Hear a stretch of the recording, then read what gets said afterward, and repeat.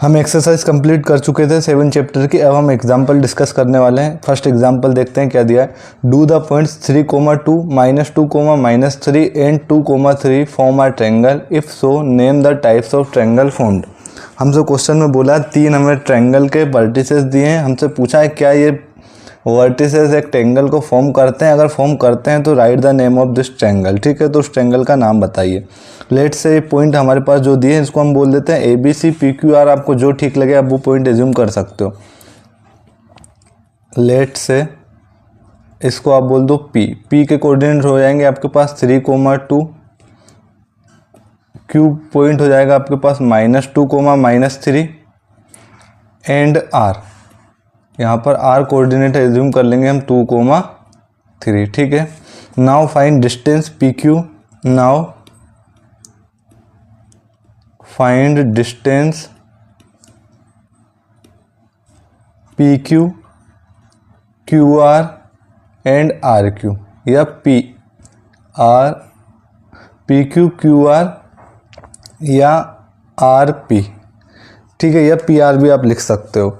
तो यहाँ से हम तीनों डिस्टेंस निकालेंगे। अगर तीनों के तीनों डिस्टेंस, ट्रायंगल का एक रूल है, आप याद रखना, ट्रायंगल का एक रूल है, अगर किन्हीं भी दो साइड का sum, let suppose PQ plus QR, किन्हीं भी दो साइड का सम अगर तीसरी साइड से मोर देन है या ज़्यादा है तो वो एक ट्रायंगल बनाएगा। अगर किन्हीं भी दो साइड का सम तीसरी साइड से छोटा होता है तो उससे कभी भी एक ट्रायंगल फॉर्म नहीं होता। इसी तरीके से किन्हीं भी दो साइड का डिफरेंस जो होगा वो थर्ड साइड के डिफरेंस से क्या होगा, कम होगा।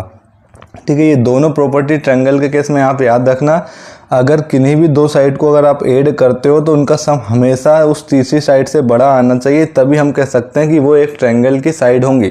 वो जो डिफरेंस होगा वो तीसरी साइड से हमेशा छोटा होगा, ये भी याद रखना। अगर डिफरेंस के केस में अगर हम बात करते हैं तो हम यहाँ पर तीनों साइड निकाल लेते हैं, तीनों की डिस्टेंस निकाल लें। तो लेट सपोज हम PQ निकाल लेते हैं। PQ निकालेंगे किससे, डिस्टेंस फॉर्मूले से।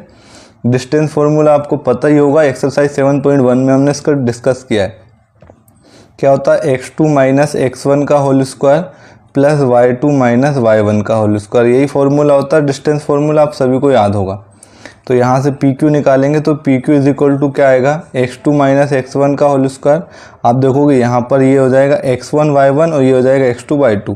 आप डायरेक्ट भी माइनस करते हो, x2 में से x1 माइनस कर लो या आप x1 में से x2 माइनस कर लो, क्योंकि स्क्वायर के केस में दोनों वैल्यू सेम आ जाती है। तो मैं डायरेक्टली इसको लिख लूँगा 3 - 2। तो 3 - 2 तो हम देखेंगे 3 - 2 मतलब 3 -2, तो ये हो जाएगा प्लस का 2 और इसका whole square plus y2 - y1।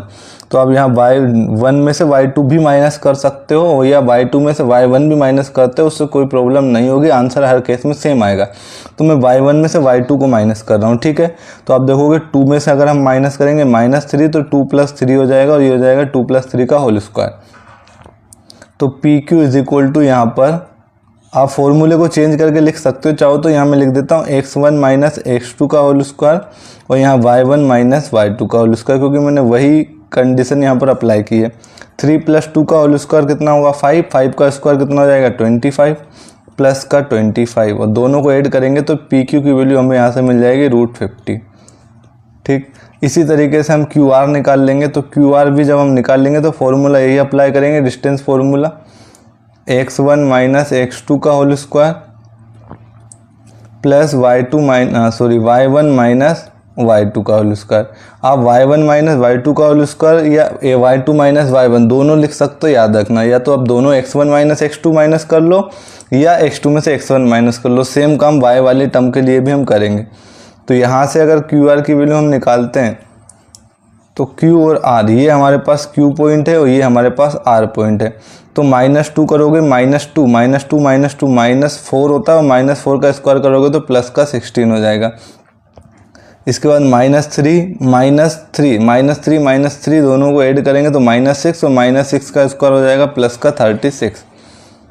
तो QR इज इक्वल टू कितना होगा आपके पास, तो दोनों को ऐड करेंगे तो 36 प्लस 16, 36 में 6 ऐड करेंगे 42 प्लस 10 52, तो ये हो जाएगा √52। इसी तरीके से हम P और R के बीच की डिस्टेंस निकाल लेते हैं। तो P और R के बीच की डिस्टेंस, तो ये पॉइंट रहा हमारे पास P और ये पॉइंट रहा हमारे पास R। तो ये कितना होगा 3 - 2 का होल स्क्वायर, इसको हम लिख लेते हैं 3 - 2 का होल स्क्वायर प्लस 2 - 3 का होल स्क्वायर प्लस 2 - 3 का होल स्क्वायर। तो P R is equal to, यहाँ अगर आप देखेंगे तो 3 - 2 का होल स्क्वायर होता है 1 और 1 का स्क्वायर हो जाएगा 1, 2 - 3 -1 और -1 का स्क्वायर करेंगे तो अगेन 1 होगा। तो यहाँ से पी आर की वैल्यू आपके पास कितनी आ जाएगी, तो ये आ जाएगी √2। ये कितनी होगी √2। अब यहाँ पर अगर आप देखोगे तो √50 है। √50 अगर हम इसको थोड़ा सा अप्रोक्सीमेट अगर लिखना चाहे तो 49√7 होता है। तो ये लगभग होता है 7.07, इसकी वैल्यू लगभग 7.07 होगी। ये 52 है, 50 से ज़्यादा है, तो ये भी अप्रोक्सीमेट 7.12 के समथिंग होती है, ठीक है। और √2 की वैल्यू कितनी होती है, तो √2 की वैल्यू 1 पॉइंट समथिंग कुछ होती है, तो 1.02 लिख लेता हूँ मैं, लेट सपोज, ठीक है। अगर आप तीनों साइड यहाँ पर देखोगे तो किन्हीं भी दो साइड को ऐड कर लो आप, उसका जो सम होगा वो तीसरी साइड से बड़ा होगा। यहाँ पर अगर हम देखें PQ प्लस QR, अगर दोनों को ऐड करेंगे तो इन दोनों का जो सम आएगा वो PR से बड़ा आएगा। अगर मैं यहाँ पर PR प्लस QR को ऐड कर लूँ, ठीक है, तो इसका जो सम होगा वो PQ से बड़ा होगा। किन्हीं भी दो साइड का सम यहाँ पर अगर एक तीसरी साइड से बड़ा हो, इसका मतलब वो एक ट्रायंगल फॉर्म कर सकता है। वो तीनों जो साइड होगी वो एक ट्रायंगल की होगी। तो आप देखोगे यहाँ से 7.07 में अगर 7.12 ऐड करोगे तो इन दोनों का जो सम आएगा वो तीसरी साइड से ग्रेटर देन होगा, बड़ा होगा। अगर आप इन दोनों को ऐड करते हो 7.12 को 1.02 को, तो ये इन दोनों का सम भी इससे क्या होगा, बड़ा होगा। तो हम कह सकते हैं कि यहाँ पर PQR इज़ अ ट्रायंगल, यहाँ पर PQR इज़ क्या हो जाएगा, ट्रायंगल हो जाएगा। या फिर हम कह सकते हैं कि यहाँ पर PQ QR and PR is a side of triangle, is a side of triangle, ठीक है। तो मतलब हम कह सकते हैं कि ये एक ट्रायंगल फॉर्म करेगा, क्योंकि यहाँ पर ट्रायंगल की मैंने प्रॉपर्टी बताई है, किन्हीं भी दो साइड का सम हमेशा तीसरी साइड से इक्वल बड़ा होता है और किन्हीं भी दो साइड का डिफरेंस हमेशा तीसरी साइड से छोटा होता है। ये आप याद रखना, ठीक है। इसको इस तरीके से कर लेना। अब यहाँ पर हमसे ये भी पूछा है name the types of triangle, name the types of triangle. यहाँ पर हमसे ये पूछा है कि किस ट्रायंगल कौन सा ट्रायंगल बनता है यहाँ पर। तो यहाँ पर अगर आप देखोगे तो अगर हम PQ की वैल्यू कितनी है हमारे पास, तो PQ इज इक्वल टू हमारे पास √50 है, ठीक है। QR कितना है, तो QR हमारे पास कितना है, √52 है। और इसी तरीके से PR की वैल्यू हमारे पास कितनी आई है, √2 आई है। अगर आप देखोगे यहाँ पर, तो मैं अगर आपसे बोलता हूँ PQ का स्क्वायर करते हैं हम, PQ का स्क्वायर प्लस PR का स्क्वायर, PQ प्लस PR का स्क्वायर, अगर दोनों का स्क्वायर हम करें, ठीक है, तो ये आप देखोगे यहाँ पर, तो ये QR के स्क्वायर के इक्वल आ जाएगा, क्योंकि PQ कितना है, √50, और √50 का स्क्वायर करेंगे तो हमारे पास 50 आएगा, प्लस PR की वैल्यू √2 है, √2 का स्क्वायर करेंगे तो 2 आएगा, और QR हमारे पास कितना है 52, तो इसका स्क्वायर करेंगे तो कितना आएगा, 52 आएगा। तो हम कह सकते हैं यहाँ पर 52 इज इक्वल टू 52। इसका मतलब यहाँ पर दो साइड के स्क्वायर का सम तीसरी साइड के स्क्वायर के, और आपको ये पता होगा ये किसका रूल्स है, पाइथागोरस थ्योरम। ये क्या है, पाइथागोरस थ्योरम में अगर किन्हीं भी दो साइड का स्क्वायर का सम तीसरी साइड के स्क्वायर के इक्वल होता है तो ये सिर्फ और सिर्फ एक राइट एंगल ट्रायंगल में होता है, ठीक है। ये एक राइट एंगल ट्रायंगल में होता है। और यहाँ पर अगर आप देखोगे तो कॉमन वर्टेक्स क्या है, P है। यहाँ भी अगर आप देखोगे तो P, तो इसका मतलब जो एंगल P1 होगा वो 90 डिग्री का होगा। कॉमन वर्टेक्स हमेशा क्या होता है, 90 डिग्री का होता है। तो हम ये कह सकते हैं कि यहाँ पर जो ट्रायंगल PQR है वो एक राइट एंगल ट्रायंगल है। PQR is a right angle triangle, ठीक है। आई होप आप लोगों को ये क्वेश्चन समझ में आया होगा। हमें सबसे पहले क्या करना है, इसको एज्यूम कर लेना वर्टेक्स को PQR, और हमें यहाँ से PQ के बीच की डिस्टेंस निकालनी है, QR निकालनी है, और इसी तरीके से PR निकालनी है। फिर हमें देखना है किन्हीं भी दो साइड का सम अगर तीसरी साइड से बड़ा है तो इसका मतलब वो एक ट्रायंगल फॉर्म करेगा। तो हमने देखा यहाँ पर दो साइड को हम ऐड कर रहे थे तो वो हमेशा उनका जो सम था वो तीसरी साइड से बड़ा है, और ऐसा तभी होता है जब वो तीनों के तीनों साइड एक ट्रायंगल को फॉर्म करती हो। फिर हमें ये बताना था कि ट्रायंगल कौन सा है। तो हमने क्या देखा यहाँ पर, किन्हीं भी दो साइड का स्क्वायर का सम अगर तीसरी साइड के स्क्वायर के बराबर होता है तो ये हमेशा सिर्फ और सिर्फ एक राइट एंगल ट्रायंगल में होता है। और ये जो थ्योरम होती है इसी को हमने पाइथागोरस थ्योरम नाम दिया है। और ये पाइथागोरस थ्योरम जो है वो सिर्फ और सिर्फ राइट एंगल ट्रायंगल में ही अप्लाई होती है। तो इसका मतलब हम कह सकते हैं कि पी क्यू आर एक राइट एंगल ट्रायंगल है। अब यहाँ पर जो कॉमन वर्टेक्स होते हैं, जैसे हमने यहाँ पर देखा, क्या देखा, पी क्यू का स्क्वायर प्लस पी आर का स्क्वायर, तो दोनों में कॉमन पॉइंट क्या है, पी है। इसका मतलब यहाँ पर ये जो पी रहा होगा वो 90 डिग्री पर रहा होगा। तो इस तरीके से हम कह सकते हैं कि पी क्यू आर एक राइट एंगल ट्रायंगल होगा। बहुत अच्छा क्वेश्चन है। अब नेक्स्ट क्वेश्चन देखते हैं। इसका अगला एग्जाम्पल क्या है, so that the point 1,7 4,2 -1 and -4,4 are the vertices of square. हमें 4 वर्टिसेस दिए हैं और हमसे पूछा है क्या ये स्क्वायर के वर्टिसेस से, हमें ये बताना। लेट सपोज मैं यहाँ पर एक स्क्वायर बना लेता हूँ इस तरीके से।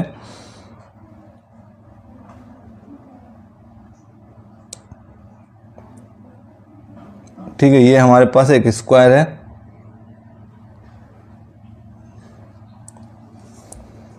लेट से इस पॉइंट को हम बोल देते हैं ए और इसके वर्टिसेस गिवन है हमें 1,7। इस पॉइंट को बी बोल देते हैं हम और इसके वर्टिसेस गिवन है हमें 4,2। ठीक है, वर्टिसेस सॉरी कोऑर्डिनेट्स कह सकते हैं। और सी पॉइंट के कोऑर्डिनेट्स है -1, और यहाँ डी पॉइंट के कोऑर्डिनेट है हमारे पास -4,4। हमसे पूछा है कि ये बताना है कि ये एक स्क्वायर के वर्टिसेस हैं, स्क्वायर के वर्टिसेस है। तो स्क्वायर को कैसे बताओगे कि आप ये स्क्वायर के वर्टिसेस है, तो आपको पता होगा स्क्वायर की प्रॉपर्टीज़ क्या होती है।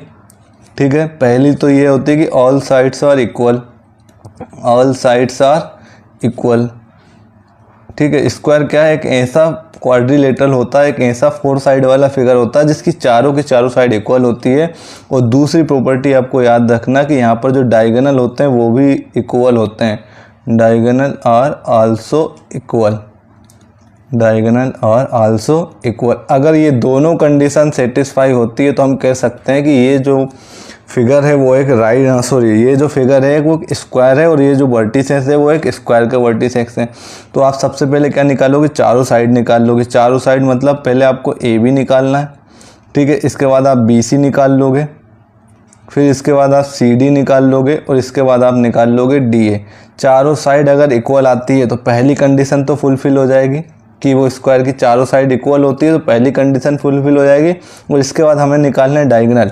डायगोनल क्या होते हैं आप लोगों को पता होगा, जो अपोजिट वर्टिसेस को ऐड करते हैं, है ना। अपोजिट वर्टेक्स को ऐड करने वाली साइड क्या कहलाती है, डायगोनल। जैसे यहाँ से ए पॉइंट से उठा के सी को मिला दिया और यहाँ से अगर आप देखोगे तो डी को हमने किससे मिला दिया, बी से मिला दिया। अपोजिट वर्टेक्स को ऐड करने वाली साइड ही क्या कहलाती है, डायगोनल कहलाती है। तो यहाँ से फिर हमें निकालना पड़ेगा डायगोनल, तो हमें डायगोनल भी निकालना पड़ेगा। तो इसका मतलब ये तो हमारे पास चारों साइड हमें इक्वल प्रूव करनी है। A B is equal to B C is equal to C D is equal to D है पहली कंडीशन। तो ये है डायगोनल स्क्वायर प्रूव करने की। और दूसरी, इसके डायगोनल भी इक्वल होने चाहिए। इसका मतलब ए सी की वैल्यू भी इक्वल होनी चाहिए बी डी की। अगर ये दोनों कंडीशन सेटिस्फाई होगी तो हम कह सकते हैं कि ये वर्टेक्स जो है वो एक स्क्वायर के वर्टेक्स हैं। तो आइए स्टार्ट करते हैं हम ए बी निकालना। ए बी कैसे निकालोगे, वही डिस्टेंस फार्मूला यूज़ करके। डिस्टेंस फार्मूला क्या होता है, अंडर रूट x2 - x1 का whole square plus y2 - y1 का होल स्क्वायर। ठीक है, या फिर हम इसको ऐसा भी लिख सकते हैं x1 - x2 का whole square plus y1 - y2 का होल स्क्वायर। दोनों ही केस में लिखोगे आप तो यहाँ से कोई दिक्कत नहीं है, क्योंकि हम स्क्वायर करते हैं और स्क्वायर में या तो देखो वैल्यू x2 - x1 करोगे, x1 - x2 करोगे, डिफरेंस बस माइनस साइन का होगा। और माइनस साइन का स्क्वायर करो या प्लस साइन का स्क्वायर करो, वैल्यू प्लस में ही आती है। इसलिए हम इस फॉर्मूले को x1 - x2 का स्क्वायर प्लस y1 - y2 का स्क्वायर भी लिख लेते हैं। तो अब यहाँ से आप ए बी के बीच की डिस्टेंस निकालेंगे हम, तो A B is equal to क्या हो जाएगा, रूट, है ना। ए के वर्टेक्स ये है और बी वर्टेक्स ये है हमारे पास, और दोनों के कोऑर्डिनेट भी गिवन है। तो ये x1 y1 और ये x2 y2। तो 1 - 4 मतलब मैं थोड़ा सा इसको डायरेक्ट करूँगा तो ये हो जाएगा -3 का स्क्वायर प्लस 7 - 2 मतलब ये हो जाएगा 5 का स्क्वायर। यहाँ से अगर हम ए बी के बीच की डिस्टेंस निकालेंगे तो A B is equal to -3 का स्क्वायर होता है प्लस का 9, 5 का स्क्वायर करेंगे तो 25 होगा। ए बी के बीच की डिस्टेंस अगर आप देखोगे तो 25 + 9 √34 यूनिट, साथ में यूनिट भी लिखते चलना क्योंकि डिस्टेंस किसी ना किसी यूनिट में होती है। इसी तरीके से अब हम फाइंड कर लेंगे बी सी फाइंड करने के लिए अगेन हम डिस्टेंस फार्मूला अप्लाई करेंगे, लेकिन अब मैं फार्मूले को बार बार नहीं लिखूंगा, ठीक है। अब यहाँ देखो बी और सी, ये रहा बी पॉइंट और ये रहा सी पॉइंट। 4 में से माइनस करोगे माइनस का 1 तो 4 माइनस माइनस प्लस हो जाएगा, 4 माइनस माइनस 1 करोगे तो ये हो जाएगा +5 और +5 का स्क्वायर कर देंगे। इसी तरीके से 2 माइनस करेंगे -1 तो 2 माइनस माइनस प्लस और ये हो जाएगा कितना 3, तो 3 का स्क्वायर। तो यहाँ से B C is equal to कितना जाएगा आपके पास, तो 5 का स्क्वायर 25 और 3 का स्क्वायर 9 और आप देखोगे तो ये भी ऐड करोगे तो √34। इसी के बाद हम सी डी निकाल ले, तो सी डी में भी हम डिस्टेंस फार्मूला अप्लाई करेंगे। अब सी और डी तो यहाँ आप अगर देखोगे सी पॉइंट ये है आपके पास, डी पॉइंट ये, ठीक है। -4 में से -1 ऐड कर -1 करोगे तो -4 माइनस 1 क्या हो जाएगा, तो आप देखोगे ये -4 प्लस का 1 प्लस 4 माइनस माइनस 1 तो माइनस माइनस 4 माइनस करेंगे हम -1 तो माइनस माइनस क्या हो जाएगा +1, तो ये हो जाएगा 4 + 1 का होल स्क्वायर। तो C D is equal to हमारे पास आ जाएगा -4 + 1 होता है -3 और -3 का स्क्वायर होगा 9, 4 + 1 होता है 5, 5 का स्क्वायर करेंगे तो ये 25 हो जाएगा, दोनों को ऐड करेंगे तो √34 इसका आंसर आ जाएगा। इसी तरीके से हम डी ए निकाल लेते हैं, तो डी ए के बीच की डिस्टेंस भी हम डिस्टेंस फार्मूले से निकालेंगे। ये हमारे पास डी रहा, ये हमारे पास ए रहा, इसमें से इसको माइनस कर दो या इसमें से इसको माइनस कर दो, बात एक ही है। 1 में से हम क्या माइनस करेंगे -4, 1 में से माइनस करेंगे -4 तो माइनस माइनस प्लस हो जाएगा, तो ये हो जाएगा 1 + 4 का स्क्वायर प्लस 7 में से 4 माइनस करेंगे तो ये हो जाएगा 3 का स्क्वायर। यहाँ से आप देखोगे तो D A is equal to क्या आ जाएगा 1 + 4 का स्क्वायर 5 और 5 का स्क्वायर कितना होता है 25 प्लस 3 का स्क्वायर होता है 9, दोनों को ऐड करेंगे √34, तो यहाँ भी आप देखोगे √34 मिला आपको। अब यहाँ आप देखोगे पहली चीज़ नोटिस करोगे कि आपके पास A B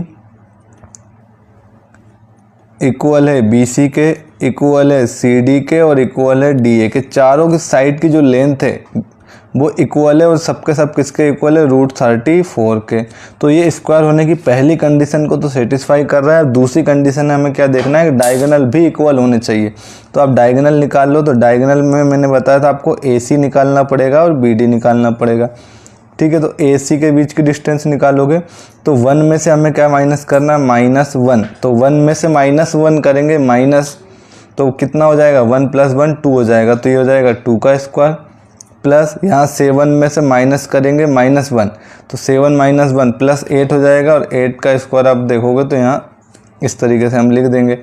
A C is equal to 2 का स्क्वायर कितना होगा 4, 8 का स्क्वायर कितना हो जाएगा आपके पास 64, दोनों को ऐड करेंगे तो √68 है ना। ये यूनिट लिखते चलना क्योंकि डिस्टेंस या लेंथ हमेशा यूनिट में नापी जाती है। अब हम निकाल लेंगे बी डी निकालेंगे, तो बी डी के बीच के भी डिस्टेंस फार्मूले से हम डिस्टेंस निकाल लेंगे। ये रहा आपके पास बी और ये रहा आपके पास डी।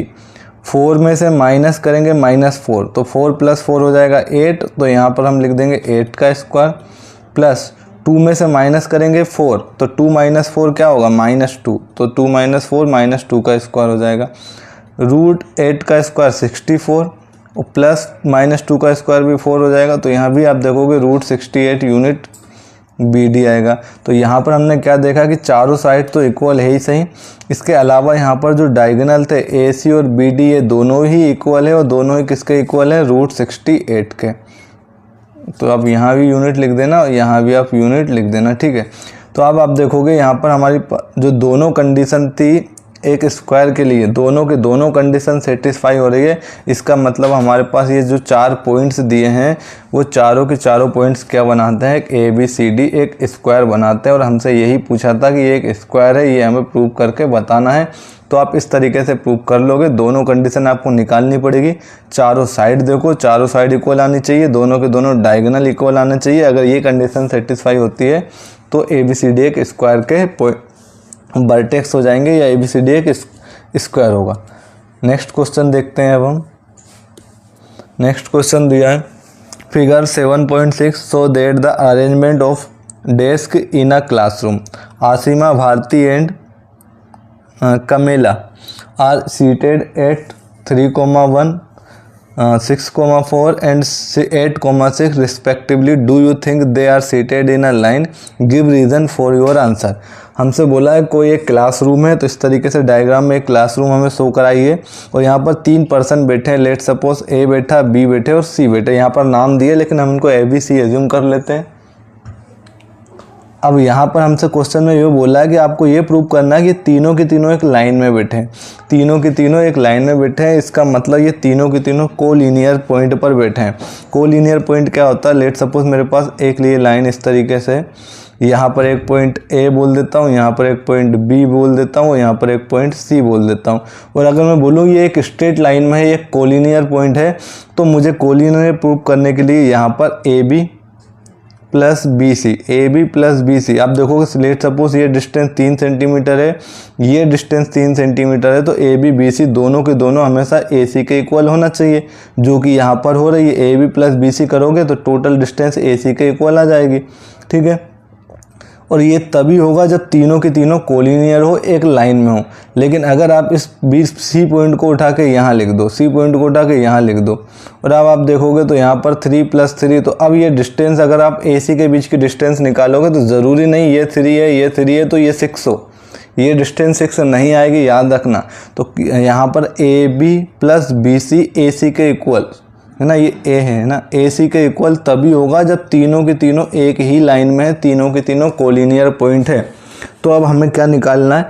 यहाँ A और B के बीच की डिस्टेंस निकालना है, फिर B और C के बीच की डिस्टेंस निकालना है, फिर A और C के बीच की डिस्टेंस निकालना है। अगर AB और BC के बीच की डिस्टेंस अगर AC के डिस्टेंस के इक्वल आ जाती है तो इसका मतलब हम कह सकते हैं ये तीनों तीनों कोलिनियर पॉइंट है, और कोलिनियर पॉइंट का मतलब ये तीनों के तीनों एक ही लाइन में बैठे हैं। तो सबसे पहले हम निकाल लेते हैं A। देखो A हमें दिया है, A कोऑर्डिनेट यहाँ पर मैं लिख लेता हूँ। A कोऑर्डिनेट हमारे पास है 3,1, B कोऑर्डिनेट हमें क्या दिया है 6,4, और C कोऑर्डिनेट हमें क्या दिया है 8,6। तो AB निकाल लेते हैं हम। तो AB के बीच की दूरी कितनी आ जाएगी? वही हम डिस्टेंस फार्मूला अप्लाई करेंगे। 3 - 6 मैं डायरेक्ट कर देता हूँ, लेकिन एक बार एक स्टेप में लिख देता हूँ। 3 - 6 का स्क्वायर प्लस 1 में से 4 माइनस करोगे तो 1 - 4 का होल स्क्वायर। तो AB इज इक्वल टू क्या आएगा आपके पास? 3 - 6 होता -3, -3 का स्क्वायर करोगे तो प्लस का 9 हो जाएगा। 1 - 4 -3 का स्क्वायर अगेन 9। तो यहाँ से A और B के बीच की डिस्टेंस कितनी आएगी आपके पास? √18। अब आप निकाल लो BC। तो BC के बीच की डिस्टेंस निकालने के लिए डिस्टेंस फार्मूला निकालेंगे। 6 में से 8 को माइनस करोगे -2, और -2 का स्क्वायर होगा प्लस का 4, प्लस 4 में से 6 को माइनस करोगे तो 4 - 6 क्या होता है? 4 - 6 -2, तो -2 का स्क्वायर कर देंगे। तो BC इज इक्वल टू हमारे पास क्या जाएगा? -2 का स्क्वायर 4 प्लस -2 का स्क्वायर 4, दोनों को ऐड करोगे तो √8, ठीक। इसी तरीके से हम निकाल लेंगे अब CA के बीच की डिस्टेंस। CA के बीच की डिस्टेंस क्या हो जाएगी? तो ये हमारे पास A है, ये आपके पास C है। ये कितना है? 8 और 6। तो 3 में से 8 माइनस करेंगे -5, -5 का स्क्वायर हो जाएगा प्लस का 25। यहाँ पर आप 1 में से माइनस करोगे माइनस का 6। 1 - 6 कितना होता है? 1 - 6 कितना होता है? यहाँ पर 1 और -6, और 1 - 6 होता है -5, और -5 का स्क्वायर करोगे तो प्लस का 25, और दोनों को ऐड करेंगे तो ये हो जाएगा √50। ये कितना होगा? √50। अब यहाँ अगर आप देखोगे तो हमारे पास AB के बीच की डिस्टेंस कितनी है? √18 है ना। BC के बीच की डिस्टेंस हमारे पास है √8, और यहाँ से अगर आप देखोगे ना CA या AC, इसके बीच की जो डिस्टेंस है वो हमारे पास कितनी है? √50। इसको अगर और बाहर निकालेंगे हम तो इसको हम लिख सकते हैं √18 को हम क्या लिख सकते हैं? रूट के अंदर 9 × 2, और 9 को रूट से बाहर निकालेंगे तो 3 और रूट के अंदर क्या बचेगा 2, तो ये हो जाएगा 3√2। इसको और हम सोल्व कर सकते हैं, तो आप इसको लिख सकते हैं 4 × 2, और 4 को जब आप बाहर निकालोगे तो वो निकलेगा 2 और अंदर बचेगा आपके पास √2। ठीक है, इसी तरीके से आप 50 को क्या लिख सकते हैं, तो हम 50 को लिख सकते हैं 25 × 2, और 25 को रूट से बाहर निकालेंगे तो 5 और अंदर बचेगा √2। अब आप यहाँ देखोगे AB प्लस BC दोनों को ऐड करो तो AB प्लस BC, AB की वैल्यू हमारे पास 3√2 है, प्लस BC की वैल्यू हमारे पास 2√2 है। दोनों को ऐड करेंगे तो ये कितना हो जाएगा 5√2, जो कि किसके इक्वल है, जो कि हमारे पास AC के इक्वल है। ठीक है, और AC की वैल्यू कितनी है 5√2। इसका मतलब यहाँ से हम कह सकते हैं 5√2। तो हमने क्या देखा कि अगर AB प्लस BC इक्वल है AC के, तो ये तभी इक्वल होता है जब ABC इन लाइन, ये तीनों की तीनों क्या है लाइन में होंगे, या फिर हम कह सकते हैं तीनों की तीनों कोलिनियर पॉइंट होंगे। तीनों के तीनों क्या होंगे, कोलिनियर पॉइंट होंगे। तो आप याद रखना, इस तरीके से आपको इस क्वेश्चन का आंसर निकालना है। ठीक है, तो हम कह सकते हैं ये जो तीनों बैठे हैं वो एक लाइन में बैठे हैं, एक स्ट्रेट लाइन में बैठे हैं। नेक्स्ट क्वेश्चन की तरफ बढ़ते हैं अब हम। नेक्स्ट क्वेश्चन दिया, find a relation between x and y such that the point X Y is equidistant from the point 7, 1 and 3, 5। ठीक है, एक हमारे पास पॉइंट है, लेट सपोज P पॉइंट है, जिसके कोऑर्डिनेट हमें गिवन है x, y। हमसे बोला है ये जो P पॉइंट है, हमें 2 पॉइंट और गिवन है। लेट सपोज पॉइंट A मान लेता हूँ मैं यहाँ पर 7, 1, और यहाँ पर पॉइंट B मान लेता हूँ 3, 5। और बोला कि ये दोनों पॉइंट एक दूसरे से इक्वल दूरी पर है, या ये P के A से जो इतनी डिस्टेंस है उस P की डिस्टेंस B से भी इतनी है। इसका मतलब P और PB के बीच की दूरी क्या है, बराबर है। ठीक है, तो हमें क्या गिवन है यहाँ पर, तो हमें गिवन है कि PA इज इक्वल टू क्या है PB। ठीक है, अगर PA is equal to PB है तो आप P से A के बीच की डिस्टेंस निकाल लो बाय डिस्टेंस फॉर्मूला, और P से B के बीच की डिस्टेंस निकाल लो बाय डिस्टेंस फॉर्मूले से। तो हम P और PA और PB के बीच की डिस्टेंस निकाल लेंगे। तो फॉर्मूला क्या होता है, distance formula x2 minus x1 का whole square plus y2 minus y1 का होल स्क्वायर, और PB के बीच की डिस्टेंस निकालेंगे, सेम यही फॉर्मूला अप्लाई करेंगे, x2 माइनस x1 का whole square plus y2 minus y1 का होल स्क्वायर। अब अगर आप देखोगे स्क्वायर करोगे तो रूट हट जाएगा, स्क्वायर करोगे तो रूट हट जाएगा। PA के बीच की डिस्टेंस निकाल लो, तो आप इसको मान लो x और इसको मान लो x1 और इसको मान लो x2, और यहाँ पर इसको इसको y1, ये हो जाएगा y1, और ये आपके पास हो जाएगा x2, और ये हो जाएगा आपके पास y2। फॉर्मूला अप्लाई कर देना। और मैंने क्या बताया था, इसको x1 x2 लिख लो है ना, पहले x1 वाले लिख लो, और इसको भी, क्योंकि दोनों ही केस में आप लगाओगे तो कोई दिक्कत नहीं है, x1 माइनस x2 करो या x2 माइनस x1 करो। तो ये y1 माइनस y2 कर दिया मैंने, तो ये हो जाएगा x माइनस 7 का होल स्क्वायर, x माइनस 7 का होल स्क्वायर प्लस ये हो जाएगा y माइनस 1 का होल स्क्वायर, और रूट से रूट कट जाएगा। या हम ऐसा कह सकते हैं, या दोनों साइड स्क्वायर करोगे, बोथ साइड स्क्वायरिंग करोगे तो भी रूट हट जाता है, तो स्क्वायर रूट हटा देंगे हम। यहाँ पर अगर आप देखोगे तो PB के बीच की डिस्टेंस, तो आप इसको x1 y1 मान लो, इसको x2 y2 मान लो, तो ये हो जाएगा x माइनस 3 का होल स्क्वायर, x माइनस 3 का whole square plus y minus 5 का होल स्क्वायर, y माइनस 5 का होल स्क्वायर, x माइनस 7। तो यहाँ कौन सा फॉर्मूला अप्लाई होगा, तो यहाँ पर फॉर्मूला अप्लाई होगा a माइनस b का होल स्क्वायर। और a माइनस b का होल स्क्वायर क्या होता है, हमने सबने पढ़ा होगा, a square plus b square minus 2ab। ठीक है, तो आप फॉर्मूला अप्लाई करेंगे हम यहाँ पर, तो ये हो जाएगा x स्क्वायर प्लस 7 का स्क्वायर होगा 49 माइनस 2ab, तो ये हो जाएगा माइनस का 14x, प्लस यहाँ फॉर्मूला अप्लाई करेंगे तो ये y square plus 1 minus 2y। Same formula यहाँ पर अप्लाई करेंगे, x माइनस 3 का होल स्क्वायर, तो ये x स्क्वायर प्लस का 9 माइनस का 6x, प्लस यहाँ फॉर्मूला अप्लाई करेंगे तो ये हो जाएगा y स्क्वायर प्लस का 25 माइनस का 10y। तो अगर आप देखोगे यहाँ इस x स्क्वायर से ये x स्क्वायर कैंसिल हो जाएगा, ठीक है, वाई स्क्वायर से वाई स्क्वायर कैंसिल हो जाएगा। ठीक है, इसके बाद और क्या कैंसिल हो रहा है, तो जो कैंसिल हो रहा है उसको हमने कैंसिल कर दिया, जो कैंसिल नहीं हो रहा उसको आप एज इट इज लिख लो। तो यहाँ पर आपके पास बचा 49 माइनस का 14x प्लस का 1 माइनस का 2y, और यहाँ राइट हैंड साइड में क्या बचा आपके पास 9 माइनस का 6x प्लस का 25 माइनस का 10y। ठीक है, अब आप क्या करो, x वाली टर्म को इधर लिख लो। तो यहाँ अगर आप देखोगे तो माइनस का 14x, इस माइनस 6x को इधर लेके आओगे तो ये हो जाएगा प्लस का 6x। यहाँ पर माइनस का 2y ऑलरेडी है, माइनस का 10y इधर आएगा तो प्लस का 10y हो जाएगा। अब यहाँ पर अगर आप देखोगे तो 9 आपके पास है, प्लस का 25 इधर है, ये प्लस का 1 इधर आएगा तो माइनस का 1, और प्लस का 49 इधर आएगा तो माइनस का 49। हमने क्या करा, एक्स वाई वेरिएबल वाली टर्म को लेफ्ट हैंड साइड में लिख लिया, राइट हैंड साइड में हमने कांस्टेंट टर्म को लिख लिया। माइनस 14x प्लस का 6x, प्लस माइनस क्या होता है माइनस, तो ये बचेगा हमारे पास minus 8x, minus 2y plus 10y again minus 8y is equal to, अगर आप इन दोनों को ऐड करोगे तो ये कितना हो जाएगा, माइनस 1 माइनस 49 माइनस का 50 और 25 माइनस 50, तो ये हो जाएगा माइनस का 25 माइनस का 25 प्लस 9।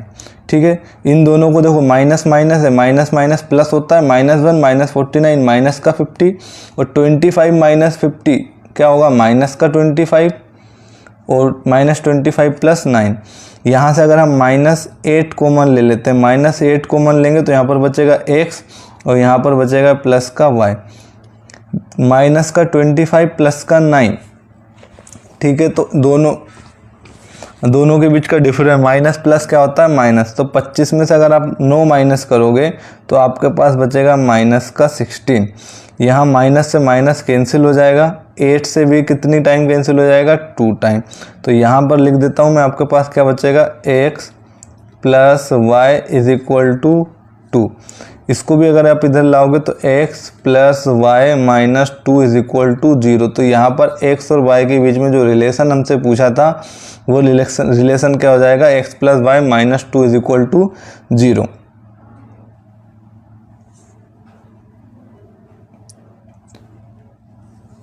ठीक है, तो इस तरीके से हमें equidistant from the point 7,1 and है ना, तो ये रिलेशन हो जाएगा x और y के बीच में, x प्लस वाई माइनस 2, या तो फिर आप इस तरीके से लिख लो या आप इस तरीके से लिख दो। अब अगला क्वेश्चन देखते हैं, find a point on the y axis which is equidistant from the point a 6,5 and b -4,3। अब देखो ये क्वेश्चन हमें दिया है, find the point on the y axis. आपको पता होगा y एक्सिस पर जो हमेशा x कोऑर्डिनेट होता है वो क्या होता है, 0। तो आप क्या लिखोगे, वी नो दैट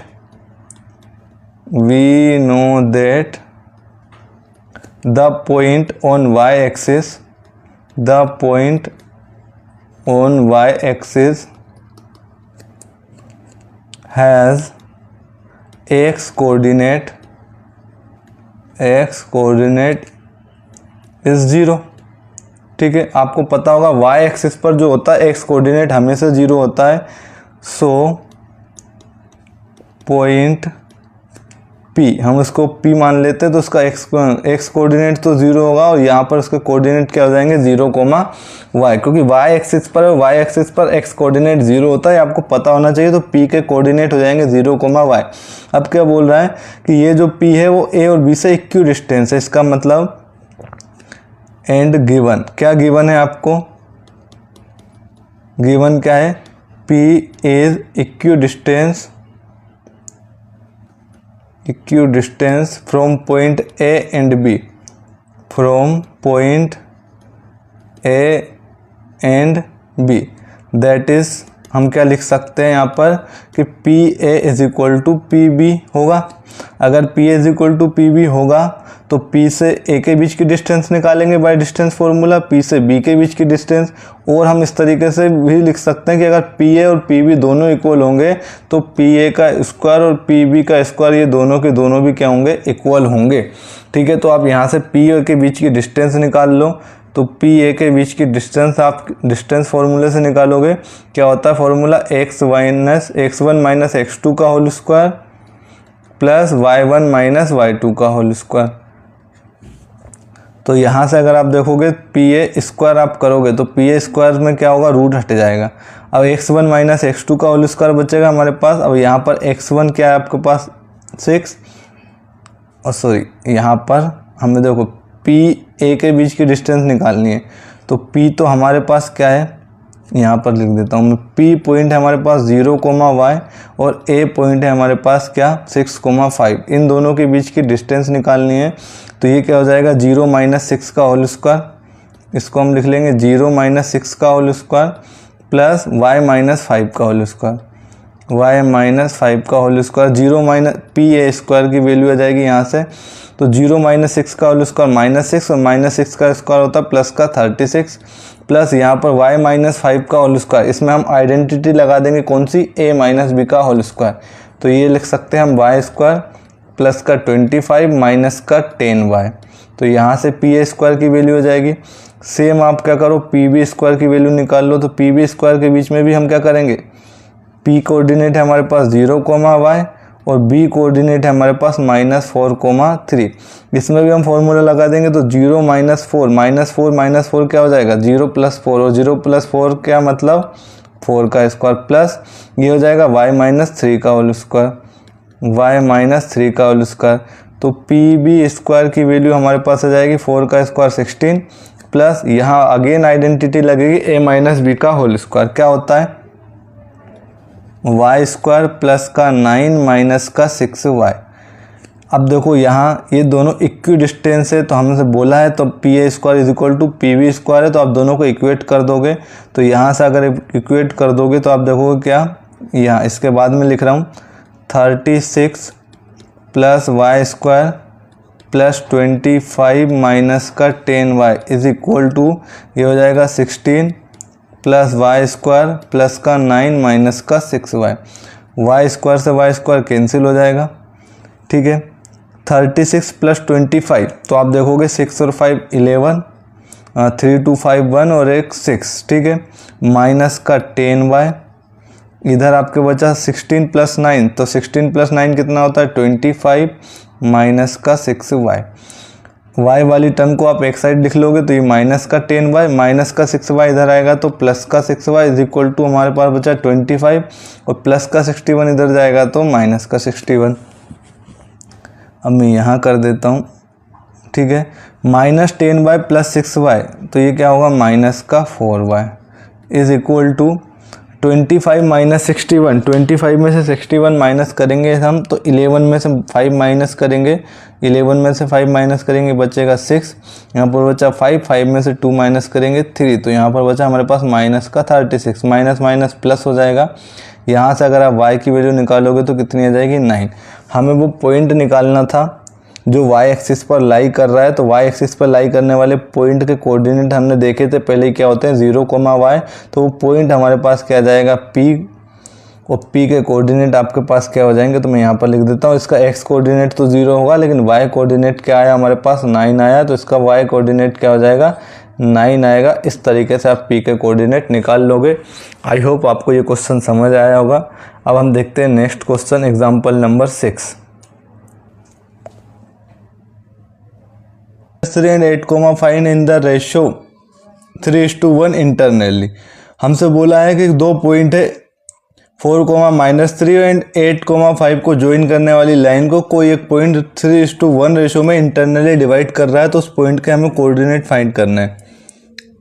आइए स्टार्ट करते हैं, क्वेश्चन को देखते हैं कैसे सोल्व होगा। लेट सपोज हमारे पास एक ये लाइन है। ठीक है, ये वो लाइन है जो दो पॉइंट को ज्वाइन कर रही है, और कौन कौन से दो पॉइंट को ज्वाइन कर रही है, इसको हम बोल देते हैं ए पॉइंट, जिसके कोऑर्डिनेट हमें गिवन है 4, -3। इस पॉइंट को हम बोल देते हैं बी पॉइंट, इसके कोऑर्डिनेट हमें गिवन है 8, 5 ना। यहाँ पर कोई एक पॉइंट है, लेट सपोज इस पॉइंट को मैंने बोल दिया पी, इसके हमें कोऑर्डिनेट फाइंड करना है, तो लेट सपोज x, y, ये पूरी लाइन को 3:1 रेशो में डिवाइड कर रहा है, 3:1 रेशो में डिवाइड कर रहा है। तो हम यहाँ पर लिख देंगे लेट से point P which is coordinate x, y divides the ratio 3:1 the line joining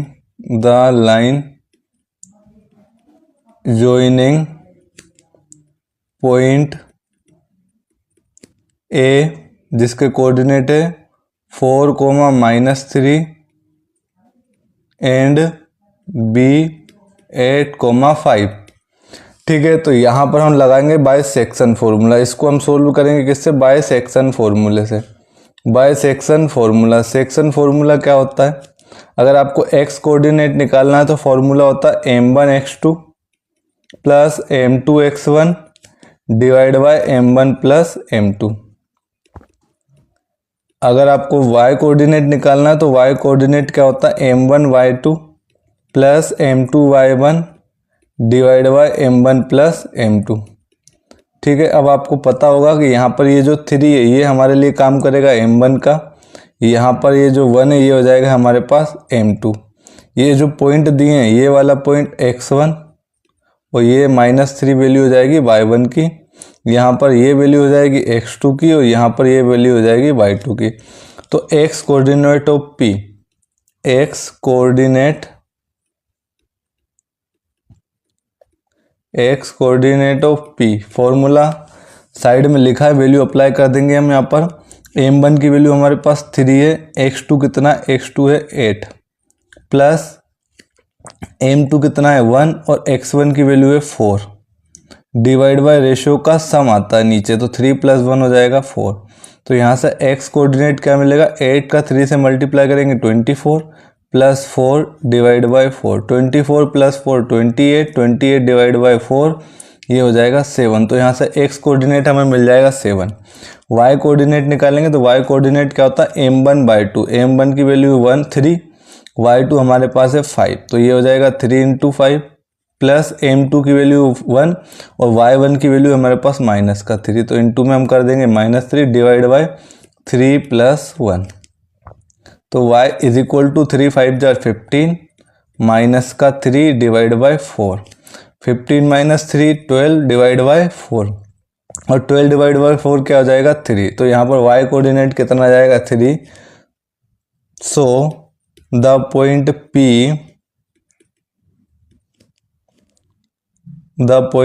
P which coordinate क्या हो जाएगी? विच कोऑर्डिनेट इज क्या हो जाएगा? 7, 3। ठीक है, तो यही हमारे क्वेश्चन का आंसर होगा। नेक्स्ट क्वेश्चन की तरफ बढ़ते हैं हम, अगले एग्जाम्पल को देखते हैं। Example number 7, in what ratio does the point -4, 6 divides the line segment joining the point A -6, 10 and B 3, -8। अब वहाँ पर हमें पॉइंट दिया था, सॉरी रेशियो दिया था और हमसे पॉइंट पूछा था। अब यहाँ पर हमें पॉइंट दे दिया और वो किस रेशियो में डिवाइड कर रहा है वो हमसे पूछा है। तो लेट सपोज हमारे पास ये एक लाइन है AB। ठीक है, ये एक लाइन हमने ड्रॉ कर ली है AB। यहाँ पर दो पॉइंट को ज्वाइन करने वाली लाइन है, तो इस पॉइंट को नाम देंगे हम A, जिसके कोऑर्डिनेट हमें गिवन है -6, 10। यहाँ पर point let suppose B point है, जिसके कोऑर्डिनेट हमें गिवन है 3, -8। हमसे बोला है इन दोनों पॉइंट को ज्वाइन करने वाली लाइन को कोई एक पॉइंट है, लेट सपोज ये पॉइंट है P, ये इसके कोऑर्डिनेट है -4, 6। इस लाइन को किसी रेशियो में डिवाइड कर रहा है और वो रेशियो हमें निकालना है। तो लेट सपोज उस रेशियो को हम क्या मान लेते हैं? k:1। ठीक है, तो हम क्या लिख लेंगे यहाँ पर? Let point P -4, 6 divides the line joining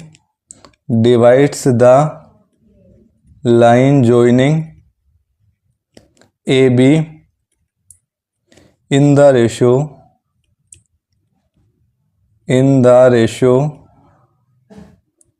K:1। ठीक है, तो यहाँ से हम वही section formula by section formula, यहाँ से भी हम क्या करेंगे, सेक्शन फॉर्मूला का यूज़ करके हम रेशियो निकाल लेंगे। तो सेक्शन फॉर्मूला क्या होता है, इस पॉइंट P का x कोऑर्डिनेट अगर हमें निकालना है तो x कोऑर्डिनेट होता है m1x2 plus m2x1 divide by m1 plus m2। और अगर इसी का हमें y कोऑर्डिनेट निकालना है तो y कोऑर्डिनेट का फॉर्मूला होता है m1y2 plus m2y1 divide by m1 plus m2।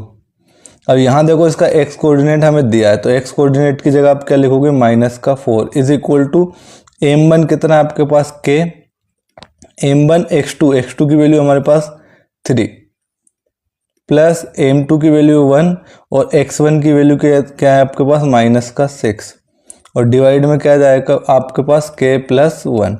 ठीक है, तो ये हो जाएगा -4 is equal to 3k -6 divide by k+1। k+1 divide से उधर जाएगा तो मल्टीप्लाई हो जाएगा, तो -4 का k से मल्टीप्लाई करेंगे, -4 का -4 का -1 से तो +1 से तो -4 इज इक्वल टू ये हो जाएगा 3k -6 -4 के -3k is equal to -6 plus 4, ये होगा -7k is equal to -6 plus 4 कितना होगा -2, माइनस से माइनस कैंसिल हो जाएगा, तो k की वैल्यू यहाँ से आ जाएगी आपके पास 7/2। ठीक है, हमने जो रेशियो माना था वो क्या था, ठीक है, रेशियो क्या था हमारे पास k:1। ठीक है, तो देन द रेशियो क्या था हमारे पास k:1, k की वैल्यू कितनी आई है 7/2:1। यहाँ पर k की वैल्यू फ्रैक्शन में नहीं होना चाहिए, तो फ्रैक्शन हटाने के लिए हम क्या करेंगे, यहाँ 2 से मल्टीप्लाई कर देंगे और यहाँ भी 2 से मल्टीप्लाई कर देंगे, क्योंकि दोनों साइड मल्टीप्लाई करते हैं तो 2 से 2 कैंसिल हो जाएगा, तो यहाँ पर आ जाएगा 7 और 2 का 1 से मल्टीप्लाई करेंगे तो 2। तो यहाँ पर ये जो रेशियो निकल के आया वो क्या आ जाएगा 7:2, यही इस क्वेश्चन का राइट आंसर होगा। ठीक है, आई होप आप लोगों को समझ में आया होगा। अगले क्वेश्चन की तरफ बढ़ते हैं हम। नेक्स्ट क्वेश्चन दिया है, find the coordinate of the point of trisection, that is point dividing the 3 equal parts of the line segment joining the points A 2, -2 and B -7, 4। Same question दिया है यहाँ पर, लेकिन यहाँ पर बोला है कि यहाँ पर कोई ट्राइसेक्ट करता है, कोई दो पॉइंट है जो इस पूरी लाइन सेगमेंट AB को क्या करते हैं, ट्राइसेक्ट करते हैं। लेट सपोज हमारे पास ये क्या है, एक पॉइंट है, सॉरी एक लाइन है AB, इसको हमने एज्यूम कर लिया क्या है, एक लाइन AB है। यहाँ पर पॉइंट A है हमारे पास और A पॉइंट के कोऑर्डिनेट क्या है 2, -2 और B पॉइंट लेट सपोज ये पॉइंट B है और इसके कोऑर्डिनेट हो जाएंगे -7, 4। यहाँ पर find the coordinate of the point जो ट्राइसेक्ट कर रहा है, ट्राइसेक्ट मतलब 3 इक्वल पार्ट में, और 3 इक्वल पार्ट में डिवाइड करेगा तो हमारे पास बीच में 2 पॉइंट होंगे। अब देखो ये P पॉइंट है और ये हमारे पास क्या है Q पॉइंट है। ये क्या कर रहा है, पूरे लाइन सेगमेंट AB को 3 इक्वल पार्ट में डिवाइड कर रहा है। तो 3 इक्वल पार्ट में डिवाइड कर रहा है, तो जब भी इक्वल पार्ट में डिवाइड करे तो रेशियो हमेशा 1:1:1 लेते हैं हम, चाहे वो 3 पार्ट में करे, चाहे वो 4 पार्ट में करे, चाहे बाइसेक्ट करे। अगर आप P को देखोगे तो P जो है पूरे लाइन सेगमेंट को, तो यहाँ पर इधर से लेके यहाँ से यहाँ तक 1 रेशियो में, और P इस लाइन सेगमेंट AB को, तो इधर आपके पास टोटल रेशियो कितना हो जाएगा 2 हो जाएगा। तो P, तो यहाँ पर P divides the line AB, P divides the line AB किस रेशियो में डिवाइड कर रहा, इन द रेशियो।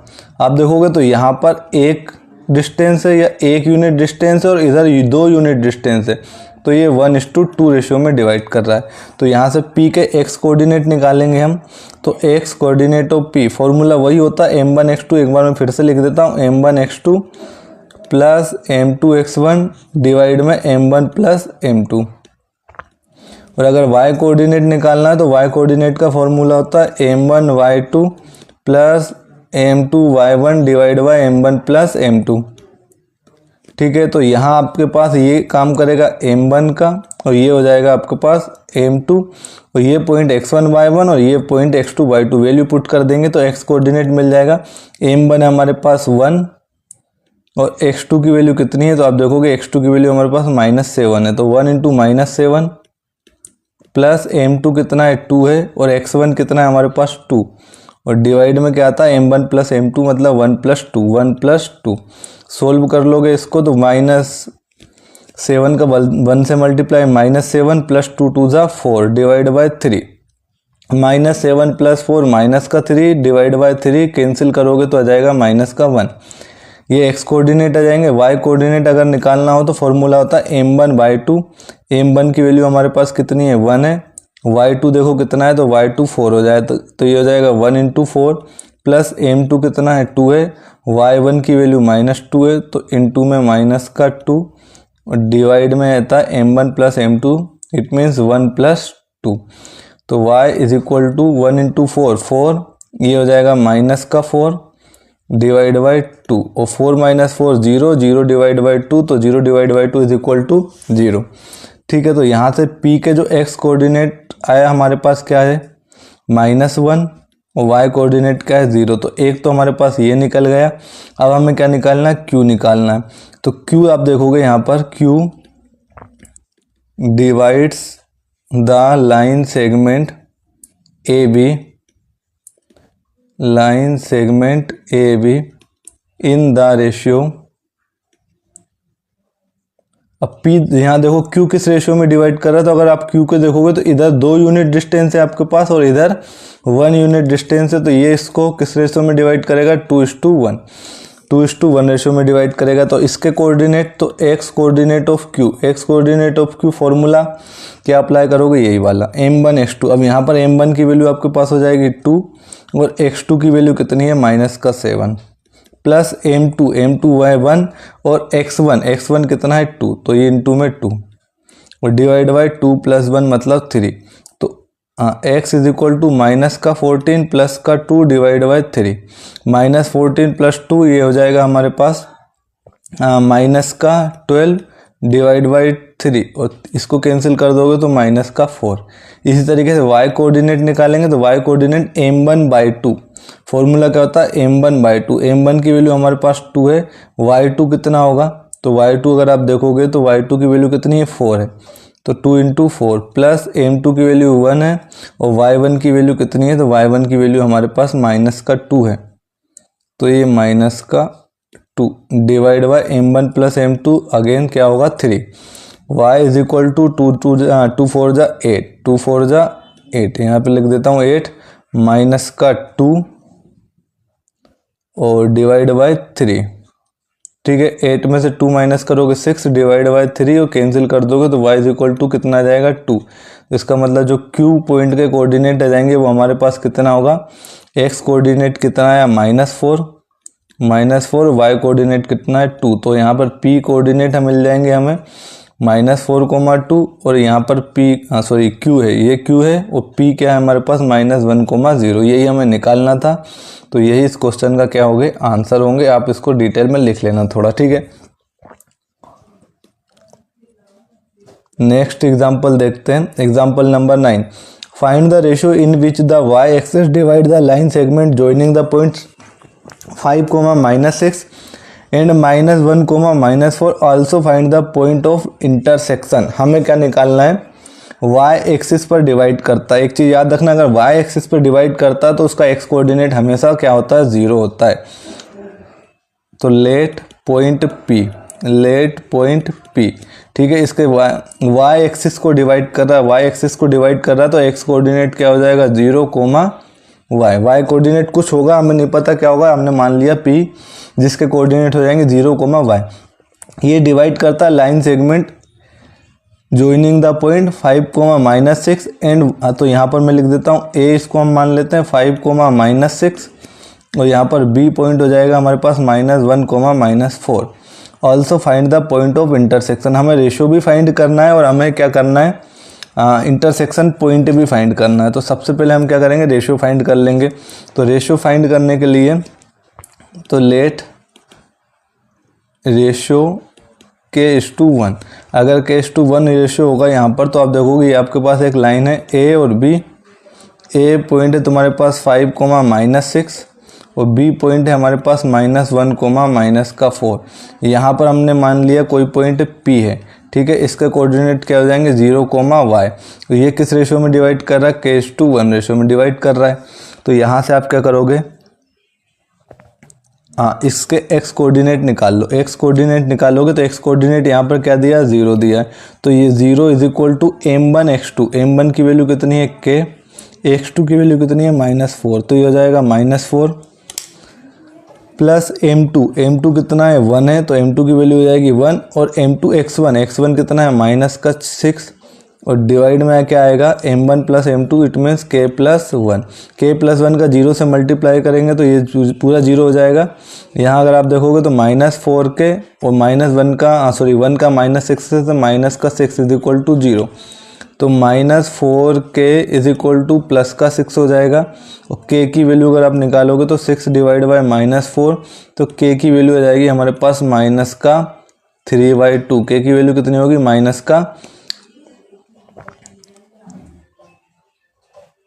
एक बार इसको थोड़ा सा चेक कर लेना। 0 इसका x कोऑर्डिनेट 0, m1 की वैल्यू हमारे पास कितनी है k और x2 कितना है ये गलती हो गई थी ना, m1 x2 की वैल्यू यहाँ पर, इसको मैं थोड़ा सा डबल से रिपीट कर रहा हूँ क्योंकि ये थोड़ा सा गलत हो गया है। यहाँ पर x2 की वैल्यू हमने गलत पुट कर दी, ठीक है। यहाँ पर अगर आप देखोगे तो m1 x कोऑर्डिनेट क्या है 0 है और x कोऑर्डिनेट निकालते कैसे, m1 m1 की वैल्यू हमारे पास k है और x2 की वैल्यू कितनी है -1। x2 की वैल्यू कितनी है -1, तो -1 प्लस m2 कितना है 1 और x1 कितना है m2x1 तो यहाँ पर आ जाएगा 5 divide by m1 + m2 it means k+1। k+1 को उधर ले जाओगे मल्टीप्लाई करोगे 0 हो जाएगा। यहाँ पर बचेगा हमारे पास -k + 5 = 0। तो यहाँ से -k = हो जाएगा -5, माइनस से माइनस कैंसिल, तो k की वैल्यू हमें मिल जाएगी 5। k की वैल्यू क्या हो जाएगी 5। तो यहाँ से हमें रेशो निकालना था, तो हमने रेशो क्या माना था 5:1, तो k की वैल्यू कितनी आ गई 5। तो देखोगे रेशो हमारे पास कितना हो जाएगा 5:1 हो जाएगा। अब हमसे वो हमसे क्या पूछ रहा है, also find the point of intersection. Point of intersection भी हमें बताना, मतलब कोऑर्डिनेट बताना है। तो कोऑर्डिनेट कैसे निकालोगे, तो आप यहाँ पर इसको k की वैल्यू क्या लिख दोगे 5:1। k की वैल्यू क्या लिख दोगे 5:1। तो अब यहाँ से देखोगे x कोऑर्डिनेट तो 0 होगा, तो अब y कोऑर्डिनेट निकाल लो सीधा। y कोऑर्डिनेट के लिए फॉर्मूला क्या होता है m1y2 + m2y1 divide by m1 + m2, ठीक है। तो यहाँ से y = m1 की वैल्यू कितनी है, m1 की वैल्यू आई हमारे पास 5, y2 कितना है y2 है -4 प्लस m2 की वैल्यू कितनी है 1, y1 की वैल्यू कितनी है y1 की वैल्यू हमारे पास -6 डिवाइड बाय m1 + m2, तो ये हो जाएगा 5 + 1 6। तो यहाँ से अगर आप देखोगे y = ये -20, ठीक, और ये हो जाएगा -6 -20 और -6 और डिवाइड बाय हमारे पास कितना आ जाएगा 6 आ जाएगा। तो y = आप देखोगे तो ये हो जाएगा -26 डिवाइड बाय 6, कैंसिल करोगे -13 टाइम और इसको कैंसिल करोगे 3 टाइम। तो यहाँ से y कोऑर्डिनेट आ जाएगा -13 डिवाइड बाय 3, ठीक है। तो हमसे वो पॉइंट के कोऑर्डिनेट पूछे थे, इंटरसेक्शन पॉइंट, तो वो क्या हो जाएगा P हमने जिसको माना था x, y, ठीक है। x, y नहीं 0, y, क्योंकि y कोऑर्डिनेट y एक्सिस पर x कोऑर्डिनेट 0 होता है, तो वो पॉइंट हमारे पास हो जाएगा 0, -13/3, जो कि इस क्वेश्चन का क्या हो जाएगा राइट आंसर हो जाएगा। एक बार आप थोड़ी सी कैलकुलेशन चेक कर लेना, ठीक है। यहाँ m1/2, m1 की वैल्यू कितनी है 5/2 कितना है हमारे पास -4, ये हो जाएगा -20 प्लस m2y1, m2 कितना है 1 और y1 कितना है -6, ठीक है ना। 3 + 5 + 1 ये ठीक है आई थिंक। तो आप एक बार फिर भी देख लेना। तो यहाँ पर p कोऑर्डिनेट आ जाएंगे हमारे पास 0, -13/3। अब लास्ट एग्जाम्पल देखते हैं इस चैप्टर का। हम क्या दिया है, the points A 6,1, B 8,2, C 9,4 and D P,3 are the vertices of a parallelogram taken in order, find the values of P। यहाँ पर हमसे एक क्वेश्चन पूछा जो कि बहुत अच्छा क्वेश्चन है। यहाँ पर बनाया है पैरेललोग्राम। पैरेललोग्राम क्या होता है ना, पैरेललोग्राम क्या होता है, तो यहाँ पर इनकी जो अपोजिट साइड होती है वो इक्वल होती है और पैरेलल होती है। तो हम यहाँ पर एक पैरेललोग्राम ड्रॉ कर लेते हैं इस तरीके से।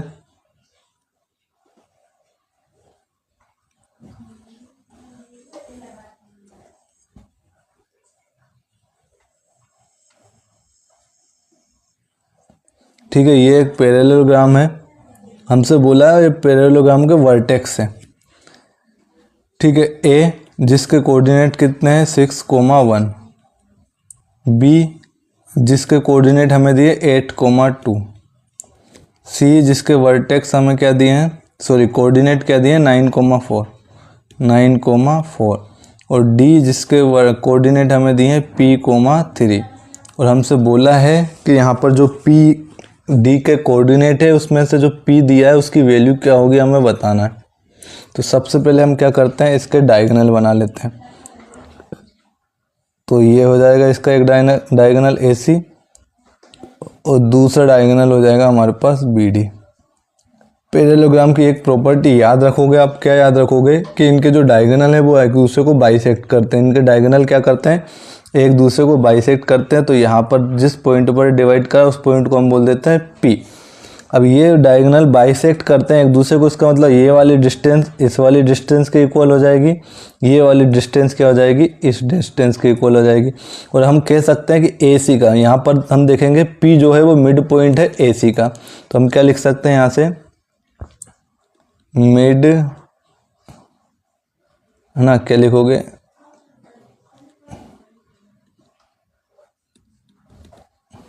क्या लिखोगे, P is mid point of AC, P is mid point of AC। इसी तरीके से हम ये भी लिख सकते हैं कि जो P है वो BD का भी मिड पॉइंट है। तो P is mid point of BD, P is mid point of BD। ठीक है, और यहाँ पर आप देखोगे तो ये P AC का भी मिड पॉइंट है, P BD का भी मिड पॉइंट है, और दोनों का अगर मिड पॉइंट है तो ये दोनों के दोनों क्या हो जाएंगे, बराबर होंगे। तो अब यहाँ से P की वैल्यू निकाल लोगे, तो P की वैल्यू निकालोगे तो P देखो मिड पॉइंट है AC का, और मिड पॉइंट अगर हम निकालते हैं है ना, यहाँ पर अगर हमारे पास x1, y1 ये एक पॉइंट है और दूसरा अगर x2, y2 है, और अगर यहाँ पर कोई P मिड पॉइंट है और इसके लेट सपोज हमने x, y मान लिए, तो इसका मिड पॉइंट अगर निकालना है हमें है ना, अगर ये मिड पॉइंट है तो x कोऑर्डिनेट निकालने के लिए दोनों के x कोऑर्डिनेट को ऐड करके डिवाइड कर देते हैं 2 से, और अगर y कोऑर्डिनेट निकालना है P का तो इसके दोनों कोऑर्डिनेट को y कोऑर्डिनेट को ऐड कर देते हैं और डिवाइड कर देते हैं 2 से, तो मिड पॉइंट निकल जाएगा। अब यहाँ से P का अगर मिड पॉइंट निकालोगे तो इसका x कोऑर्डिनेट क्या होगा, तो आप देखोगे 6 + 9 डिवाइड बाय 2, ये हो जाएगा इसका x कोऑर्डिनेट। और अगर इसका y कोऑर्डिनेट निकालोगे तो 1 + 4 डिवाइड बाय 2, तो 1 + 4 डिवाइड बाय 2, ये AC का मिड पॉइंट आ जाएगा जो कि P है। BD का मिड पॉइंट तो देखोगे P BD का भी मिड पॉइंट है, तो इसका x कोऑर्डिनेट क्या हो जाएगा, P + 8 डिवाइड बाई 2, और यहाँ से अगर आप देखोगे तो 3 + 2 डिवाइड बाई 2, 3 + 2 डिवाइड बाई 2, दोनों के x कोऑर्डिनेट को इक्वल कर देंगे हम। 9 + 6 कितना होता है 15, 15/2 जो कि इक्वल हो जाएगा इसके x कोऑर्डिनेट के P + 8 डिवाइड बाई 2। इसी तरीके से हम y कोऑर्डिनेट को इक्वल कर देंगे तो 4 + 1 5 डिवाइड बाई 2, ये इक्वल हो जाएगा किसके, तो ये तो आप देखोगे यहाँ से ये इक्वल ही है 3 + 2 डिवाइड बाई 2, तो ये तो इक्वल है। यहाँ से P की वैल्यू निकालना तो ये 2 से 2 कैंसिल हो जाएगा, तो आप देखोगे P + 8 = 15 होगा। तो यहाँ से अगर P की वैल्यू हमें निकालना है तो 15 - का 8 और P = कितना हो जाएगा 7। तो हमसे यही पूछा था P की वैल्यू क्या होगी, तो P = हमें क्या मिलेगा 7, जो कि इस क्वेश्चन का क्या होगा, आंसर होगा। ये एग्जाम्पल नंबर 10 था। इस चैप्टर के टोटल हम एक्सरसाइज 7.1 को भी डिस्कस कर चुके हैं। अगर नहीं देखी हो तो आप डिस्क्रिप्शन बॉक्स में जाके इसकी लिंक मैं शेयर कर दूंगा, वहां से आप डायरेक्ट वीडियो पर जा सकते हैं। 7.2 को भी हमने कंप्लीट डिस्कस किया है, और 7.2 के जस्ट पहले और बाद, इसी तरीके से 7.1 के जस्ट पहले और बाद जितने भी एग्जाम्पल है पूरे कंप्लीट एग्जाम्पल को भी हमने इस चैप्टर में डिस्कस किया है। ठीक है, तो इस चैप्टर का हम A to Z क्वेश्चन, पूरे A to Z क्वेश्चन हम पूरे डिस्कस कर चुके हैं। तो हम पूरा कंप्लीट चैप्टर आप लोगों के साथ डिस्कस कर चुके हैं। अगर अभी तक आपने नहीं देखा तो आप प्लेलिस्ट में जाकर चैप्टर नंबर 7 की प्लेलिस्ट जाकर देख सकते हैं आप। ठीक है, अगर क्लास अच्छी लगी हो तो ज़्यादा से ज़्यादा लोगों के पास शेयर करें, और चैनल पर नए हो तो प्लीज़ चैनल को सब्सक्राइब ज़रूर करें। अब नेक्स्ट क्लास में हम मिलेंगे नेक्स्ट चैप्टर के बेसिक कॉन्सेप्ट के साथ, और फिर हम इसको इसी तरीके से 1 by 1 पूरी एक्सरसाइज कंप्लीट करेंगे, साथ ही साथ पूरे एग्जाम्पल को भी हम डिस्कस करेंगे। ठीक है, तो मिलते हैं नेक्स्ट क्लास में। Thank you.